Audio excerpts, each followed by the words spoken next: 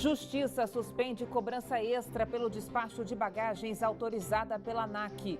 Bezerrão é interditado depois de pancadaria entre torcidas do Gama e Brasiliense. Crédito do nota legal não descontado no IPVA será devolvido ao contribuinte. Veja também, candidato habilitado no programa Morar Bem que não atualizar o cadastro será excluído da lista do GDF. Notícias da segunda-feira no DF e em torno, agora no Band Cidade, segunda edição.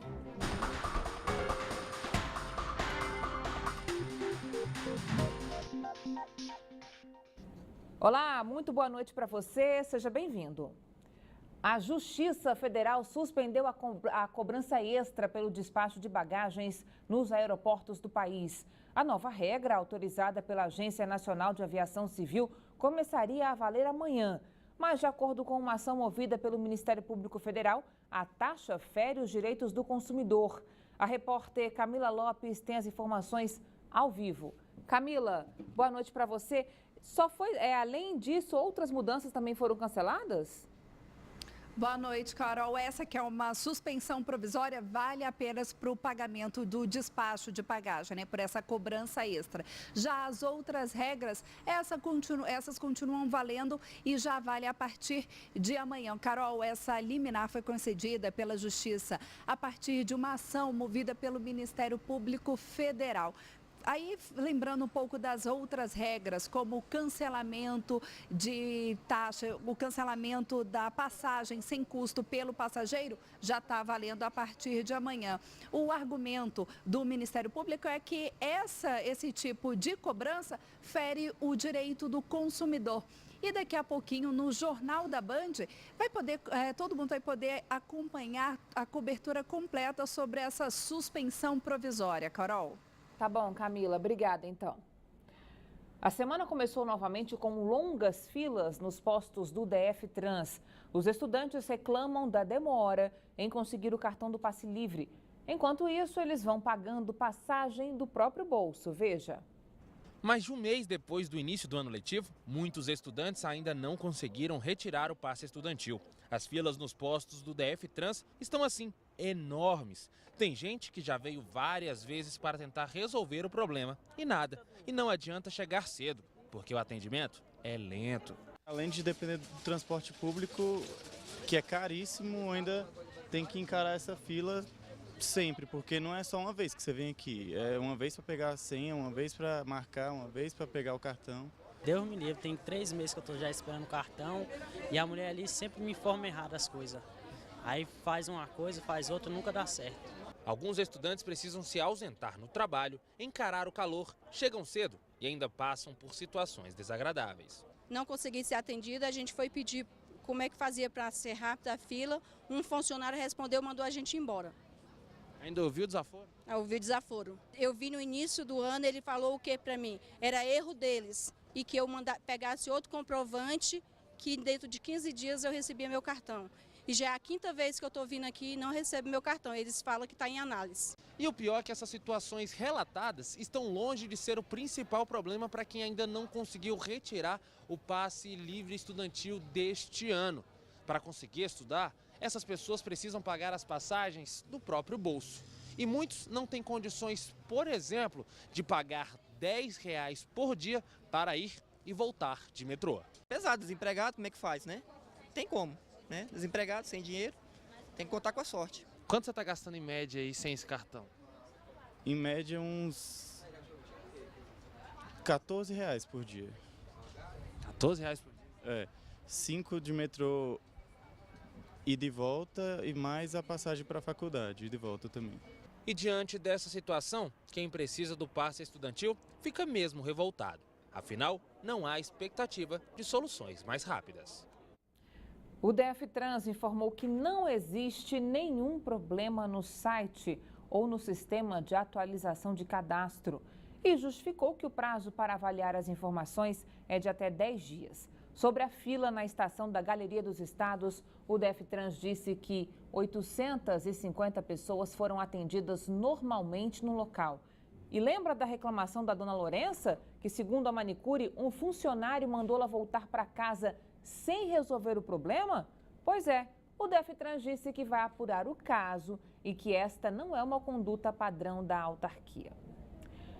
Ainda falando sobre transporte público, especialistas afirmam que se as 5 estações do metrô que estão fechadas, inacabadas, estivessem funcionando, os trens poderiam transportar cerca de 100 mil pessoas a mais, o que desafogaria o trânsito e ajudaria a melhorar e muito a vida dos passageiros. O problema é que, segundo o governo, não há previsão de quando as obras serão concluídas. E lá vem o trem, mas aqui ele não para. Não tem sequer um passageiro para entrar no metrô. Isso porque essa estação, que fica na 110 Sul, não está operando. E não é de hoje. Já são 19 anos que ela segue assim, inacabada. Outras 3 também foram esquecidas. E pela explicação dada pelo metrô, não há previsão orçamentária nem financeira para entrar em operação. De acordo com esse especialista, o governo tem priorizado investimento para o BRT e ônibus. Um erro, segundo ele, já que a capacidade de atender a população dos trens é muito maior que os outros transportes. O BRT que sai do plano piloto, da ponta do plano piloto e vai para o Gama e Santa Maria, custou 1 bilhão e 300 milhões de reais, não está pronto e não realizou o desafogamento do trânsito que tinha sido prometido. E comeu o dinheiro da linha 2 do metrô. Enquanto isso, em uma parada que fica bem em frente à estação desativada, teve gente que disse que trocaria o ônibus pelo metrô caso estivesse funcionando. Ia ajudar muito por causa do fluxo de veículos aqui na coisa e a distância de uma estação para outra, né? Você pode ver que a outra estação é lá em cima e a outra ali embaixo. Com certeza aqui no meio aqui seria ideal. Demora menos, ônibus demora mais, às vezes estrago o ônibus no meio da estrada. Estaria de metrô, eu acho muito mais confortável, muito mais rápido, também muito mais prático para as pessoas.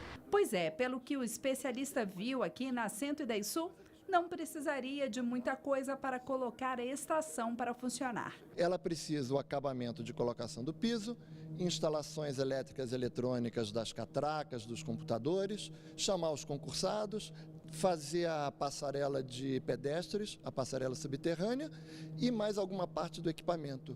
Porque os trens já passam aqui normalmente. Em caso de emergência, eles param aqui. Nós descemos por aqui usando simplesmente as escadas. E o metrô abriu uma licitação de quase R$60 mil para comprar kits anti-tumulto. A ideia é evitar brigas e confusões dentro dos trens durante grandes eventos aqui na capital. Os kits serão compostos por roupas de segurança, capacetes, escudos e até cacetetes. Os novos equipamentos deverão ser utilizados por seguranças do metrô ainda esse ano. Os candidatos já habilitados nos programas habitacionais do GDF terão que atualizar o cadastro a partir do dia 3 de abril. A CODAB começou a fazer um pente fino nas inscrições e encontrou cerca de 11 mil pessoas com inconsistência de informações. O repórter Rodrigo Nunes tem mais detalhes ao vivo para a gente. Rodrigo, boa noite para você. Como é que vai ser feita essa atualização para evitar fraudes aí, hein? Boa noite, Carol. Boa noite a todos que acompanham o Band Cidade. A atualização do cadastro, ela vai poder ser feita aí de 2 formas, viu? A primeira, a pessoa vai poder entrar na internet e acessar o site www.codab.df.gov.br e lá fazer essa atualização. Agora, se a pessoa quiser fazer com mais comodidade pelo celular, só baixar o aplicativo da CODAB e fazer essa atualização dos dados aí. Lembrando que essa será a primeira vez que os candidatos habilitados aí, ao todo 142 mil, vão ter de atualizar esses dados. Para falar mais sobre o assunto, eu estou com o diretor imobiliário da CODAB, que é o Jorge Gutierrez, que vai falar com a gente neste momento. Boa noite, Jorge. Até quando os candidatos vão ter aí para fazer essa atualização e o que acontece se eles perderem esse prazo? Nós abriremos esse processo exatamente de 3 de abril até 3 de julho, para que as pessoas façam essa atualização. A CODAB ela tem identificado os novos cruzamentos que ela tem feito com cartórios, com bases de regularização fundiária, algumas inconsistências. Por isso, abrimos essa atualização na base de habilitados das 142 mil pessoas que estão em nossa lista. Se perder esse prazo...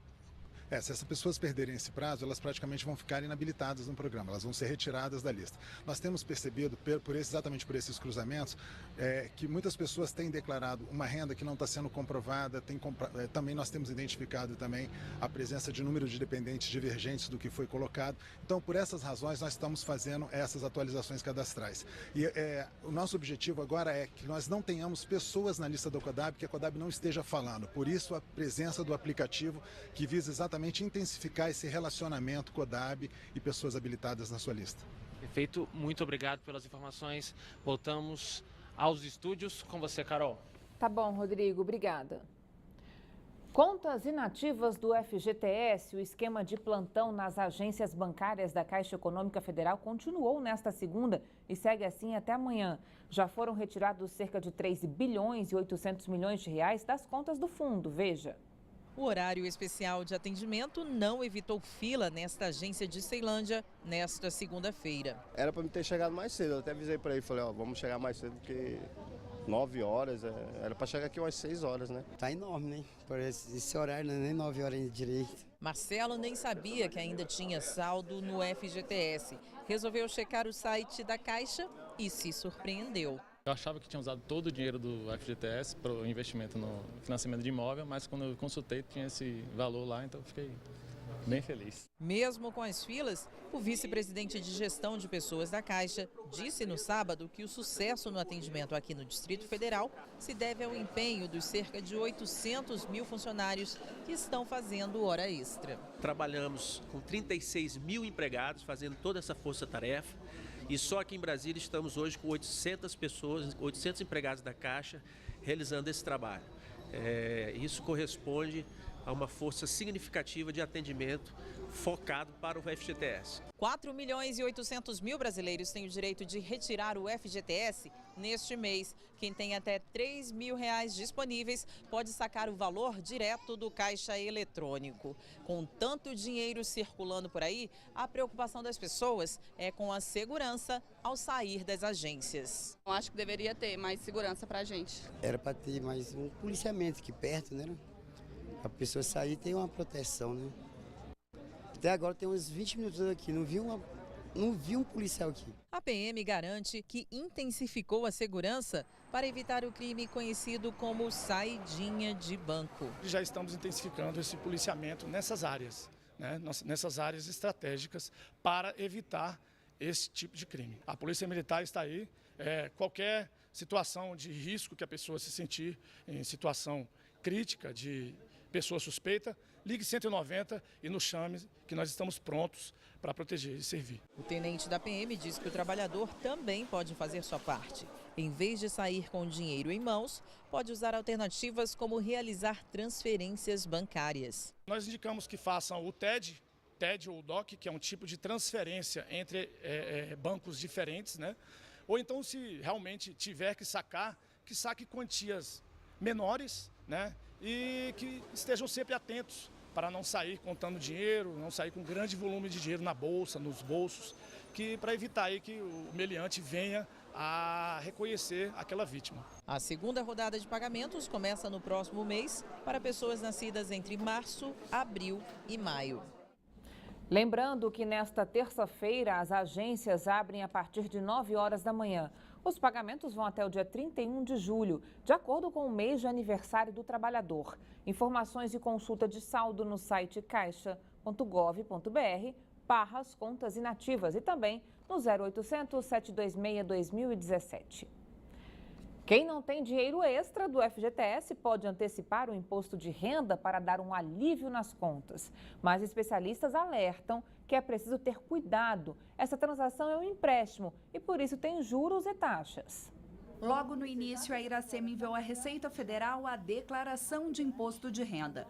Tudo isso para se ver livre do acerto de contas com o leão. Só que o dinheiro que será devolvido já caiu na conta. Isso porque ela pediu ao banco a antecipação do pagamento do imposto de renda Para pagar, sabe o quê? A fatura do cartão de crédito. Sempre que ela pede a antecipação, analisa se os juros valem a pena. Faço essa análise. Se os juros compensar, eu pego para estar quitando uma outra dívida. E é exatamente esse tipo de cuidado que o especialista fala que tem que ter. Analisar bem a situação para não perder dinheiro. Ao momento dessa decisão, você analise as taxas de juros, tanto a que é cobrada hoje para antecipação desse recurso financeiro, ou seja, no seu banco, quanto ele vai te cobrar a taxa, né, para você antecipar. E o que você tem hoje em dívida. Só vale a pena antecipar caso você esteja endividado. E se sua dívida seja mais cara do que a antecipação, a taxa de juros da dívida seja mais cara do que de uma antecipação. E assim como a Iracema faz, o Alexandre diz que só vale a pena pedir a essa restituição se for para pagar dívidas com juros maior. Caso contrário, é melhor aguardar o calendário. É uma das melhores aplicações que ele vai conseguir de rentabilidade. Segue o calendário. A partir do momento que for contemplado, ou seja, que chegar a sua vez de fazer o saque do seu imposto de renda, sim, realoque para uma nova aplicação que vai continuar te trazendo juros. Por causa da falta de segurança, a Justiça Desportiva do DF mandou interditar o estádio Bezerrão. No domingo, uma sessão de pancadaria pôs fim ao jogo entre o Brasiliense e o Gama. A interdição é por tempo indeterminado. O estádio Valmir Campelo Bezerra, ou Bezerrão, funcionava normalmente durante a manhã de segunda-feira. Times regionais do DF treinavam logo nas primeiras horas. Nem parecia que o local havia sido palco de violência durante a disputa de domingo entre o Gama e o Brasiliense. A confusão começou dentro de campo aos 40 minutos do segundo tempo entre jogadores e a comissão técnica dos dois times. O jogo estava empatado em 1-1. Logo, torcedores rivais entraram em confronto e invadiram o gramado. Este torcedor do Brasiliense foi espancado por cerca de 20 pessoas que usavam a camisa do Gama. Depois de levar chutes, socos e pontapés, o rapaz se levantou sem roupa. Mais brigas aconteceram. A polícia militar usou bombas de efeito moral. A confusão prosseguiu no vestiário. Nesse vídeo, um membro da comissão técnica do Gama discutiu com o policial, que revidou com gás de pimenta. Com a pancadaria generalizada, não teve jeito. O juiz encerrou a partida 5 minutos antes do fim do tempo regulamentar. E o placar ficou empatado em 1-1. As brigas continuaram fora do estádio. Depois da pancadaria aqui no Bezerrão, hora de avaliar o prejuízo e as consequências. A Federação de Futebol do Distrito Federal encaminhou os relatórios da partida ao Tribunal de Justiça Desportiva do DF. O tribunal interditou o estádio e deve punir todos os responsáveis pelo ocorrido. A interdição da Justiça Desportiva foi anunciada no início da tarde e vale por tempo indeterminado. O motivo é a falta de segurança no estádio. Não houve danos ao ponto de você ter que interditar o estádio para uma partida de futebol, mas é necessário que o prazo seja atendido pelo time mandante antes que tenha outra partida de público maior. A Polícia Militar informou que havia orientado a Federação de Futebol do DF sobre possíveis problemas e riscos relacionados aos jogos realizados no estádio do Gama por causa da rivalidade entre as torcidas. No jogo de domingo, havia quase 7.000 pessoas. 200 policiais atuaram na entrada e na área externa do estádio, já que a parte interna é responsabilidade da segurança privada. Por telefone, o vice-diretor financeiro do Gama confirmou ao jornalismo da Band que apenas 82 seguranças particulares foram contratados para o jogo. Seriam necessários pelo menos 150 homens. 82 seguranças foram contratados, é o que atende a demanda do jogo desse. Beleza. Foi feito pelo 182. Certo. Em nenhum momento a polícia retrucou mandando um ofício, chamando a gente para uma reunião num batalhão, num comando, para falar que esse efetivo não atendia. Em nenhum momento fomos notificados. A partir do momento que se promove um espetáculo dessa envergadura, num estádio público, um estádio da Secretaria de Esportes do Distrito Federal, automaticamente o Estado, a Polícia Militar teria que ser acionada para trabalhar.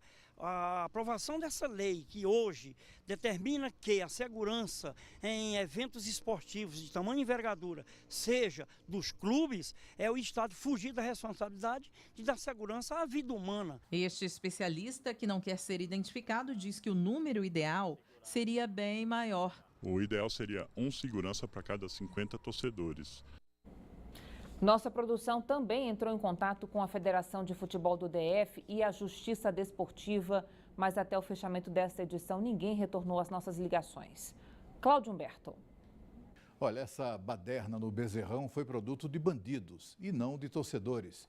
Por essa razão, parece no mínimo equivocada a decisão de interditar o estádio por alegada falta de segurança. É como o cônjuge traído botar a culpa no sofá. No Bezerrão não havia seguranças suficientes e a presença da Polícia Militar foi sim muito modesta. A história das torcidas organizadas coincide com a história da criminalidade neste país. Isso ainda acontece porque autoridades não reconhecem as próprias falhas, as decisões equivocadas. Bandido é que vai para estádio tocar o terror, agredir pessoas, destruir o patrimônio. Torcedor vai para torcer. Bandido tem que ser identificado e impedido de frequentar estádios. É assim no mundo inteiro. E não com cestas básicas ou assinando termos circunstanciados que se combate a criminalidade. Atenção, o contribuinte que pagou o boleto do IPVA sem o desconto do Nota Legal vai ter o dinheiro devolvido pela Secretaria de Fazenda. A Camila Lopes volta ao vivo com outras informações para a gente. Camila, como é que vai ser feita essa devolução?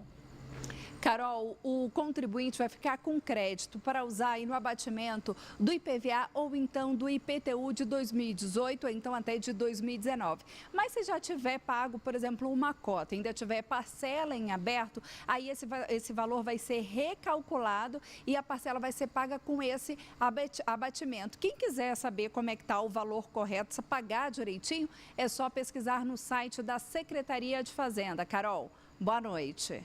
Obrigada, Camila. Boa noite para você também. Veja a seguir, greve dos professores vai prejudicar quase 500 mil alunos da rede pública. Os detalhes você confere daqui a pouquinho. Até já.